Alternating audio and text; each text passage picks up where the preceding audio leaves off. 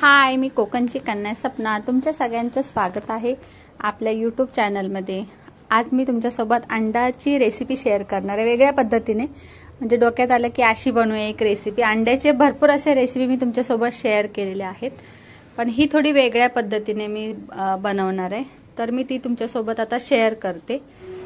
तर इथे मी 5 अंडी बॉईल करून घेतलेली आहेत. त्यानंतर दही घेतलेलं आहे, टोमॅटो घेतलेले आहेत 2, हिरवी मिरची आणि लसूण.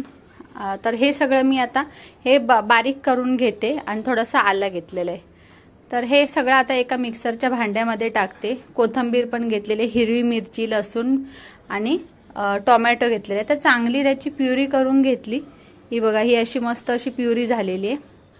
आणि इथे मी हे 2 कांदे घेते. जसं की आपण कांदा भाजीला वापरतो तर त्याच पद्धतीने इथे असे कापून घ्यायचे, एकदम बारीक बारीक स्लाइस करायचे.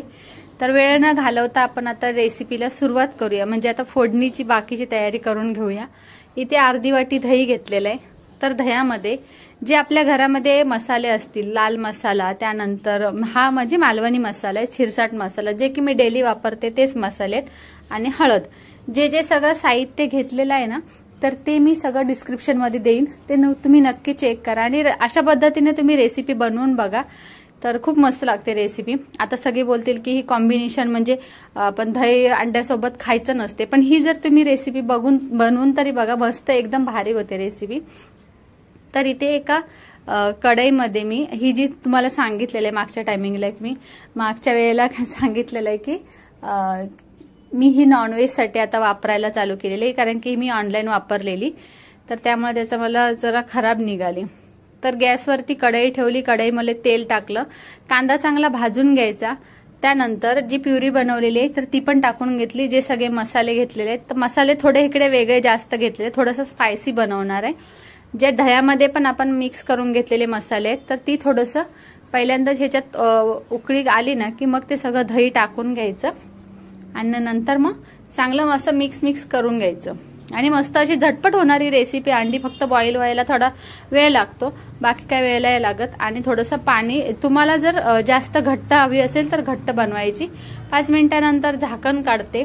ते झाकण बसत नव्हतं म्हणून मी दुसरं झाकण ठेवलं. 5 मिनिटानंतर आपण परत एकदा चेक करून बघायचं की म्हणजे पाणी थोडंसं कमी झालेलं आहे का. जर तुम्हाला भातासोबत खायची असेल तर थोडीशी ग्रेव्ही त्याची पातळच ठेवा थोडीशी. आणि ही ती बॉईल केलेली अंडी अशा प्रकारे कट करून घ्यायची, म्हणजे आतमध्ये चांगला मसाला लागतो. तर त्यासाठी हे बघा, अशा पद्धतीने लावून घ्यायचं दोन्ही साईडला, त्याला म्हणजे भेगा करून घ्यायच्या. परत एकदा 5 मिनिटानंतर आपण चेक करून घेऊया की पाणी ह्याच्यातलं कमी झालेलं आहे की नाही. आणि त्यानंतरच आपण जी अंडी बॉईल करून घेतलेली आहेत त्याला स्लाइस केलेले आहेत, म्हणजे त्याला हे केलेले आहेत, खाचा केलेले आहेत, तर ते आपण त्या ह्याच्यामध्ये टाकून घेणार आहे. मी ह्या मसाल्यामध्ये, ग्रेव्हीमध्ये टाकून घेणार आहे. आणि झटपट अशी होणारी रेसिपी. ह्या आधी मी तुमच्यासोबत नॉनव्हेजच्या म्हणजे चिकनच्या नाही की अंड्याची रेसिपी मी तुमच्यासोबत भरपूर असे शेअर केलेले आहेत. तर ह्या पद्धतीने तुम्ही नक्की बनवून बघा. ह्या आधी मी तुम्हाला हे सांगितलं होतं की मागच्या वेळेला मी पण तुमच्यासोबत अंड्याची एक रेसिपी शेअर केलेली, ते पूर्ण कांदा टोमॅटोची म्हणजे सगळं बारीक करून ते तशा पद्धतीने. आणि त्यानंतर चवीनुसार मीठ टाकून घ्यायचं.